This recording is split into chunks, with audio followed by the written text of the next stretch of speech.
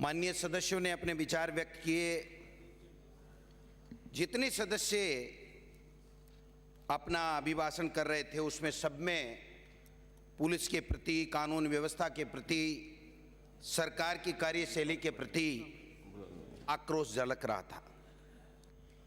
जो इस सरकार की 12 महीने की स्थिति रही, माननीय सभापति महोदय, मैं आपके माध्यम से गृह मंत्री जी को बताना चाहता हूं कि राजस्थान में 2014 में, केवल 2014 की बात कर रहा हूं मैं, 1 अप्रैल से अपहरण और व्यापहरण में राजस्थान पूरे प्रदेश में, ऑल इंडिया में, जिसमें केंद्र शासित प्रदेश भी शामिल हैं, चौथे स्थान पर है। हम अपहरण और व्यापहरण के मामले में चौथे स्थान पर है माननीय गृह मंत्री जी। और जो बालक, चिल्ड्रन के विरुद्ध, जो अवयस्क बच्चे हैं, उनके विरुद्ध पूरे भारत में हम राजस्थान दूसरे स्थान पर है। इस 1 साल का सभापति महोदय मैं निवेदन कर रहा हूं। और जो कुल पंजीकृत जो अपराधों का जो पंजीकरण होता है उसमें राजस्थान 7वें स्थान पर है। सबसे ज्यादा 6 और स्टेट हैं, लेकिन भारत के अखिल भारतीय, जिसमें केंद्र शासित प्रदेश भी हैं, पूरे राज्य आगे, उसमें हम 7वें स्थान पर हैं। जो लंबित प्रकरण हैं उनमें हम 5वें स्थान पर हैं। और दुर्भाग्य कहिए इस प्रदेश का कि भारतीय जनता पार्टी की सरकार बनी, हम रेप के मामले में अखिल भारतवर्ष में 3रे स्थान के ऊपर हैं। इससे बड़ी शर्म की बात और कोई हो नहीं सकती सभापति महोदय। किडनैपिंग में हम 3रे स्थान पर हैं। और पति के द्वारा पत्नी को जो क्रूएल्टी दी जाती है उसके या उसके रिश्तेदारों के द्वारा, उसमें हम अखिल भारतीय में, पूरे भारतवर्ष में पहले स्थान पर हैं। इस 12 महीने का जो आंकड़ा है वो मैं सभापति महोदय आपके माध्यम से निवेदन करना चाहता हूं। ये क्राइम रिपोर्ट 14 आ गई है क्या? बिल्कुल, क्राइम रिपोर्ट 2014 पब्लिश हो गई क्या? मेरे पास में सभापति महोदय, गृह मंत्री जी से आपके माध्यम से निवेदन करना चाहता हूं, जो हिंदुस्तान की लोकसभा में प्रश्न के जवाब में जो आंकड़े आपके प्रदेश ने भिजवाए हैं वो मैं लेकर के आया हूं। आप कहोगे तो मैं टेबल कर दूंगा, कोई दिक्कत वाली बात नहीं है। तो रिपोर्ट दूसरा मैं निवेदन करना चाहता हूं कि महिलाओं के प्रति असुरक्षा का जो ग्राफ है श्री सरकार के, उसमें महिलाओं के प्रति असुरक्षा का बढ़ते क्रम में, महिलाओं के प्रति अत्याचार में राजस्थान 3रे स्थान पर है। संसदीय भाषा नहीं, और बलात्कार में, संसदीय भाषा नहीं, दहेज हत्या में हम 4थे स्थान पर हैं। और घरेलू हिंसा में ये राजस्थान 2रे नंबर पे है। ये मैं ऐसे हवा में बात नहीं कर रहा हूं, आपको नॉलेज नहीं हो तो ध्यान से पढ़ लो और मैं टेबल कर दूंगा गृह मंत्री जी को। हाँ करूंगा ना, ये मांगेंगे तो करूंगा, लेके आया हूं। मैं निवेदन करना चाहता हूं माननीय सभापति महोदय कि जो अपराधों की बढ़ोतरी हुई है वो 12 से लेकर के 18 और 20% तक इस 12 महीने में हुई है। और खुद गृह मंत्री जी ये कह चुके हैं कि हाँ सही बात है, मेरे पास गृह मंत्रालय नहीं था इसलिए अपराधों की वृद्धि हुई है। चूंकि सीधा सीधा सवाल है कि इनसे पहले किसके पास गृह मंत्रालय था, मैं इस विषय में ज्यादा नहीं जाना चाहता हूं। अब जो स्थिति है माननीय सभापति महोदय, मैं कोई अच्छी बात कहूं तो ध्यान से सुन लो। जो इन्होंने किया 12 महीने में, थाने में महिला सुरक्षित नहीं, स्कूल में बच्ची सुरक्षित नहीं, स्कूल में अध्यापिका सुरक्षित नहीं, बस में महिला सुरक्षित नहीं, हॉस्पिटल में मरीज महिला सुरक्षित नहीं, सारा का सारा बंटा ढार इस 12 महीने में करने का काम इस भारतीय जनता पार्टी की सरकार ने किया है। मैं निवेदन करना चाहता हूं, एक आदमी की भर्ती, इनका जो स्थिति है ना रिक्त स्थान की, वो भी मैं बता देता हूं कि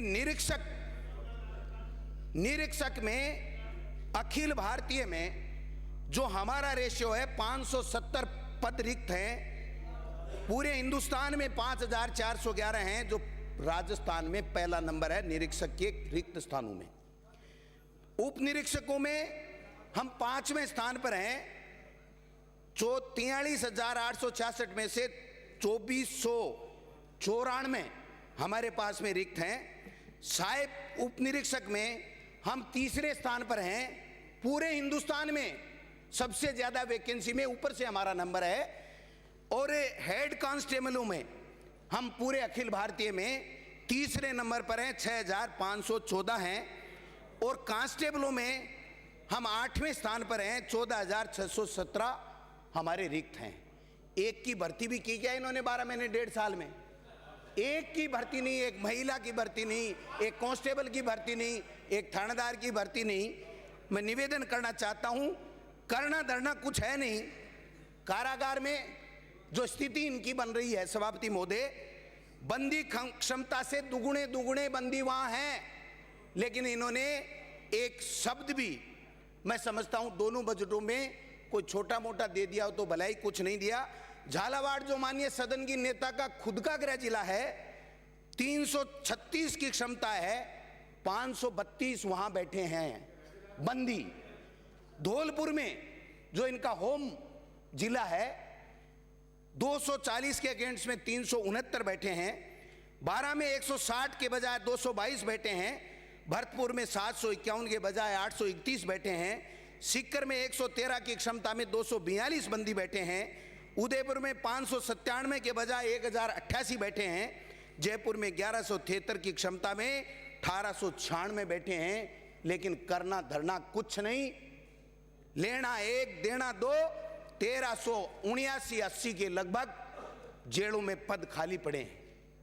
क्या किया? पहले सदन में आए थे हम, इन्होंने गृह मंत्री की हैसियत से, मानिए आज जो गृह मंत्री जी उन्होंने जवाब दिया था कि जो सीकर में गोली कांड हुआ है जेल में, उसकी सदन के पटल पे हम रख देंगे। वो पटल आज तक तो आया नहीं। उसके बाद में शायद तीसरे में 2 गैंगवार में बीकानेर जेल के अंदर सरकार के बड़े पदों पर बैठे हुए लोगों के इशारे पर वहां गोली कांड हुआ। आज तक कोई सुध ली नहीं, आज तक कोई व्यवस्था हुई नहीं। और एक बहुत बड़ा गंभीर विषय है जो मैं माननीय सभापति महोदय आपके माध्यम से गृह मंत्री जी के ध्यान में लाना चाहता हूं कि 26/2/2015 से 5/3/2015 तक जो बाड़मेर की सीमा है, जिसको किसी विदेशी को, पाकिस्तानी को उसको वीजा नहीं मिलता है, एक पीर जिलानी जिसका नाम ताज हुसैन, वह पीर भी नहीं है, उग्रवादी गिरोह का सदस्य है। सिंध पाकिस्तान में जिलानी पीर पर दी गई नूर मोहम्मद साहब बाड़मेर जिले की सीमा पर रहा, भारतीय जनता पार्टी का प्रचार किया और लोगों से 38 करोड़ रुपए इकट्ठे किए। वो 38 करोड़ रुपए किस रास्ते से पाकिस्तान गए आज तक किसी को पता नहीं है। करने का कुछ नाम नहीं है। आज मैं निवेदन करना चाहता हूं, क्या हाल है। किशनगढ़ बाढ़ से आने वाले माननीय सदस्य कह रहे थे अलवर में किस प्रकार का तांडव नृत्य चल रहा है। जो वहां का पुलिस अधीक्षक है वो सीकर भी रह करके आया था, मैं नाम नहीं लेना चाहता। एक दूसरे के लड़ा करके माननीय सदस्यों को, जो एमएलए होते हैं, उनको लड़ा करके वहां अपनी मोनोपोली और दादागिरी करता है। और करे भी क्यों नहीं, जब यहां से गृह मंत्री की हैसियत से यह कहा जाए कि अलवर का एसपी बहुत बढ़िया है, मंत्री के बेटे के खिलाफ जो मुकदमा दर्ज हुआ उसमें एफआईआर लगा दी, उससे बढ़िया कोई एसपी हो नहीं सकता, तो वो एसपी दोबारा दादागिरी क्यों नहीं करेगा? वो करेगा। इसलिए मैं निवेदन करना चाहता हूं, जो पुलिस सरकार के इशारे के ऊपर एक एमएलए को पीट सकती है, एक पार्टी के प्रदेश अध्यक्ष, कांग्रेस के पार्टी के प्रदेश जो पूर्व केंद्रीय मंत्री रहा, उसको पीट सकती है, और फिर भी किसी तरह की कोई जवाब नहीं, कोई जांच नहीं। पूरे मीडिया ने दिखाया था कि लाठीचार्ज हुआ, अंदर हल्ला हुआ, 7-7, 8-8 सदस्यों को निकाल दिया बहुमत के जोर पर। आज भी निकाल सकते हैं, कोई दिक्कत वाली बात नहीं है। आपके पास बहुमत है, हापक जीता तो पूरे सत्र के लिए नहीं, 4 साल के लिए भी कर सकते हो। लेकिन हम में जब तक खून की हमारे शरीर में एक भी बूंद है, हम हमारी न्याय की आवाज उठाएंगे। हम बात अपनी रखेंगे, न्याय के लिए संघर्ष करेंगे, चाहे हमारा सदन हो चाहे बाहर की बात हो।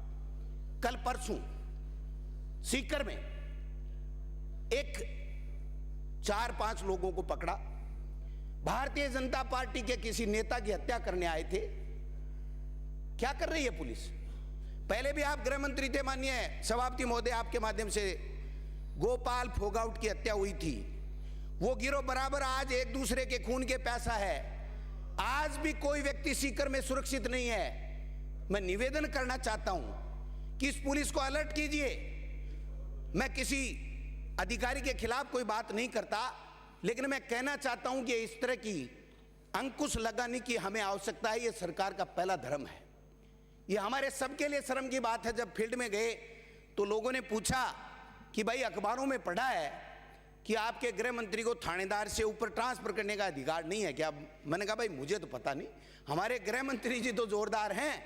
अब क्या अधिकार है क्या नहीं है, मुख्यमंत्री कौन से अधिकार देगी कौन से नहीं देगी हमें पता नहीं। तो इस तरह की न्यूज़ें नहीं बढ़नी चाहिए। गृह मंत्री को हमारा सदन के माध्यम से ये निवेदन है, सदन के नेता से भी, कि गृह मंत्री को पूरे अधिकार दिए जाने चाहिए और अधिकार दे करके लॉ एंड ऑर्डर की स्थिति नहीं बिगड़े, इस बात की व्यवस्था की जानी चाहिए। अब मैं निवेदन करना चाहता हूं कि पुलिस ठीक काम करे, इसके लिए हमें कुछ करना पड़ेगा। माननीय गृह मंत्री जी, मैं निवेदन करना चाहता हूं, हमारी मुख्यमंत्री जी जो आज हैं, उस टाइम स्वराज संकल्प यात्रा में बड़े बड़े घोषणाएं की थी। एक तो ये कहा था जो महिला कांस्टेबल हैं उसको डिलीवरी होगी, अगर बच्चा उसके होगा तो 2 साल तक उसको बच्चे की सुरक्षा के लिए हम कर देंगे, छुट्टी दे देंगे। दे दी क्या छुट्टी? 1 दिन की भी दे दी क्या? जो भत्ता हमने बढ़ाया था कांग्रेस के शासन में, उसके बाद में 1 रुपए का भी भत्ता बढ़ाया क्या आपने?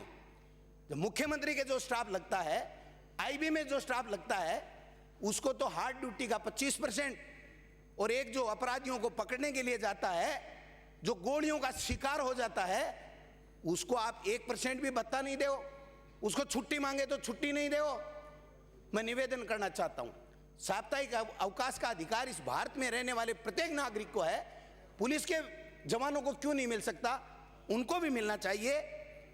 और आपने स्वराज संकल्प घोषणा पत्र, जो जिसको घोषणा पत्र का भाग बनाया था, उसमें कहा था राजस्थान पुलिस कल्याण बोर्ड का गठन हो जाएगा। कब हो जाएगा? आपने 12 महीने में पुलिस के लिए किया क्या? एक जवान को आपने एक सुविधा नहीं दी, एक मकान उसके लिए आवास के लिए बनाया नहीं, एक पुलिस वाले की भर्ती आपने की नहीं। उल्टे सुबह से शाम हमें सुनने को मिलता है अपराध हो रहे हैं, माँ बहनें सुरक्षित नहीं है, जेल में गुंडागर्दी हो रही है। आए दिन दूसरे राज्यों के जो शूटर आते हैं, हमारे नेताओं को धमकाते हैं। चाहे कोई भी हो, भारतीय जनता पार्टी का हो, चाहे कांग्रेस का हो, या कोई भी व्यक्ति हो, चाहे राजनीति में नहीं भी रहने वाला हो, उसको इस प्रदेश में सुरक्षा मिलनी चाहिए। ये उसका मूलभूत अधिकार है। लेकिन सभापति महोदय, अफसोस है कि इस बजट में 1.5 और 2-3 लाइन के अलावा पुलिस के ऊपर किसी प्रकार की नजर सरकार की जाती नहीं है। यह दुर्भाग्यपूर्ण है। उन बेचारे सिपाहियों को, कांस्टेबलों को छुट्टी भी मिलनी चाहिए, उनको हार्ड वर्क का भत्ता भी मिलना चाहिए, उनको मेस भत्ता भी बढ़ाया जाना चाहिए। और उनको जब छुट्टी मांगते हैं, ये पुलिस की परंपरा है। माननीय सभापति महोदय, गृह मंत्री जी से निवेदन करना चाहूंगा आपके माध्यम से कि अगर वो मेडिकल लेता है तो वो एसपी की मर्जी है, उसका मेडिकल स्वीकार करे कि नहीं करे, उसके सीएल लगा दे, उसके पीएल लगा दे। और जब वो कहीं कहती है तो ये पुलिस का नियम है, एक तो गाड़ी निकाल के बात करेंगे और एक मर्जी है तब छुट्टी देंगे, मर्जी है तो नहीं देंगे। अगर वो छुट्टी हो गई तो किस में तब्दील करेंगे, ये उनका पता नहीं है। इसलिए हथियारों की बात आई। क्या है हथियार? अभी माननीय सुंदरलाल जी कह रहे थे, क्या हथियार हैं? कोई हथियार AK-47, ये AK-56, कोई हथियार ढंग के दिलाओ, गाड़ियां ढंग की दिलाओ, इनको थोड़ी सुख सुविधाएं दो, थोड़ा उनका भत्ता बढ़ाओ, इनकी थोड़ी बहुत तनख्वाह बढ़ाओ, कुछ करो तो सही। हाथ पे हाथ धरे बैठे हैं, करने धरने को कुछ है नहीं। इसलिए मैं निवेदन करना चाहता हूं कि सभापति महोदय, इस पुलिस की व्यवस्था को सुधारनी पड़ेगी, एक दृढ़ संकल्प के साथ आगे बढ़ना पड़ेगा। एसओजी का गठन तो किस उद्देश्य के लिए हुआ था, काम दूसरा उद्देश्य का कर रहे हैं, और एसओजी में आधे से ज्यादा पद खाली पड़े हैं, कोई 1.5 साल में व्यवस्था नहीं की गई है। उल्टे मेरे सीकर में एक सरपंच को अतिरिक्त पुलिस अधीक्षक ने जानबूझ के हरेस किया कि उसके जमीन के सौदे में वो इन्वॉल्व था, एडिशनल एसपी, उसको पैसा नहीं लेने दिया, दोनों पक्षों को राजीनामा करा दिया, उसको जानबूझ के सरपंच होते हुए भी उसको झूठा केस लगा करके और गिरफ्तार किया। और क्या घोषणा क्या करते हैं एडिशनल एसपी साहब, किसके पास बुलेट प्रूफ कार थी, वो शीशा लगी हुई, और इसने गंगानगर से पता नहीं कब हथियार का लाइसेंस दूसरा आर्म्स का ले लिया था। वो तो कब की बातें हो गई, 10 साल 15 साल पुरानी बातें हो गई। वो लाइसेंस भी निरस्त हो गए। और भूपेंद्र जी हुड्डा जो हरियाणा के गृह मुख्यमंत्री थे, वो आए थे, इसी एडिशनल एसपी ने मंगवाया था, वो गाड़ी मंगवाई थी, उनको सुरक्षा के लिए बढ़वाया था। और आज समय परिवर्तित हो गया और झगड़ा पड़ गया एक जमीन के बंटवारे का, पैसे नहीं लेने दिए उस सरपंच ने उनको, तो उन्होंने जानबूझ के केस लगाया कि देखो 1-1 करोड़ के शीशे लगी हुई गाड़ियां इन अपराधियों के पास मिलती है। और एक और धमकी देते हैं अखबारों में कि हम जांच कराएंगे कि कौन से राजनीतिक व्यक्ति का इनको संरक्षण है। मैं खुली चुनौती देता हूं, किसी भी पार्टी का हो, अगर किसी अपराधी को बचाने के लिए अगर कोई काम करता है तो उसके खिलाफ आप मुकदमा कीजिए, कार्रवाई कीजिए, लेकिन अपने निजी स्वार्थ के लिए, किसी व्यक्ति को हरेस करने के लिए, टेरर पैदा करने के लिए इस प्रकार की कार्रवाई नहीं होनी चाहिए। मैं निवेदन करना चाहता हूं, अपराध कम हो, इस बात की व्यवस्था की जानी चाहिए।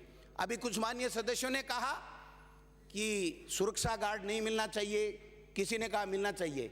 यही भारतीय जनता पार्टी के लोग थे जो माननीय सदस्य थे, इन्होंने मांग की थी, अशोक जी गहलोत साहब ने सबको 1-1 दिया था।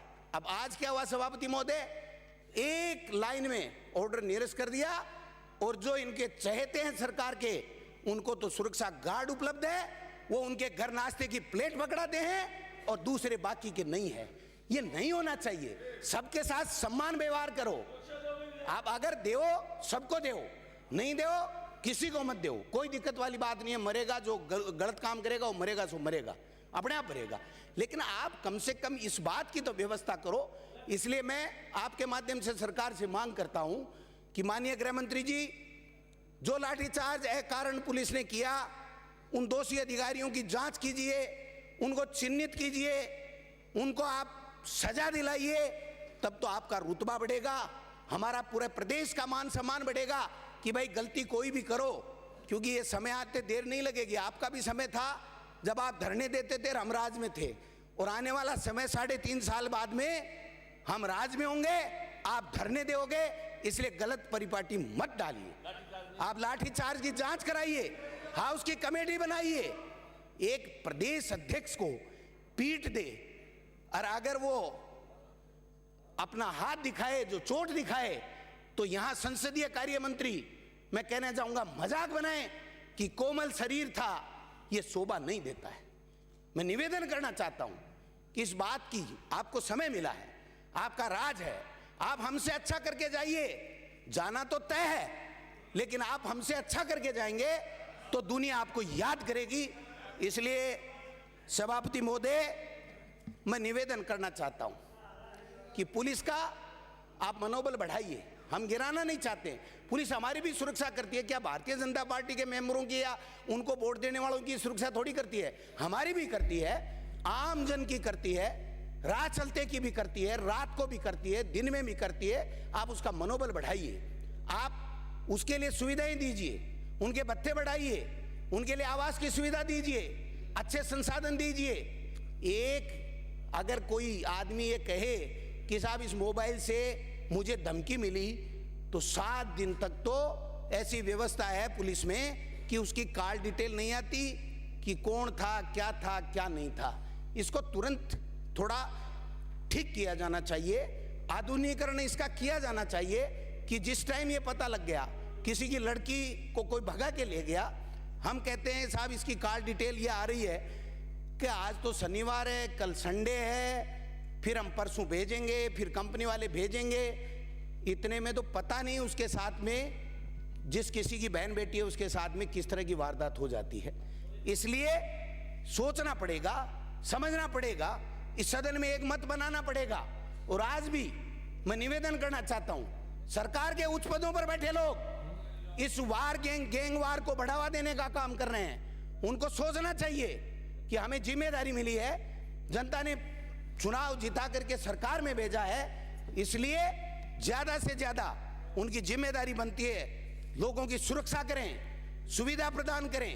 लॉ एंड ऑर्डर की आज जो स्थिति है वो बहुत ही गंभीर है। इसलिए मैं आपसे निवेदन करना चाहता हूं कि इसमें कमी किस प्रकार से आए, किस प्रकार से आपने जो थोते वादे किए थे स्वराज संकल्प यात्रा के दौरान, उन वादों को पूरा कीजिए। करेंगे। मानिए सदन की नेता जब जाती थी तो कहती थी कोई माँ बहन बेटी कोई सुरक्षित है क्या, मुकदमे हो रहे हैं क्या, हो रहे हैं, तो अब नहीं हो रहे हैं क्या, अब 20% बढ़ गए। इसलिए भाषण देना अलग बात है, जिम्मेदारी आने के बाद में काम करना अलग बात है। इसलिए अध्यक्ष महोदय आप पधार गए, आपकी बड़ी मेहरबानी है। आज आप सदन की एक कमेटी बना करके जो है कारण लाठीचार्ज किया गया उसमें भी आप अपनी व्यवस्था दे करके मंत्री जी को निर्देशित करेंगे और कानून व्यवस्था प्रदेश की किस प्रकार से सुधरे इस बात की व्यवस्था की जानी चाहिए। बहुत बहुत धन्यवाद।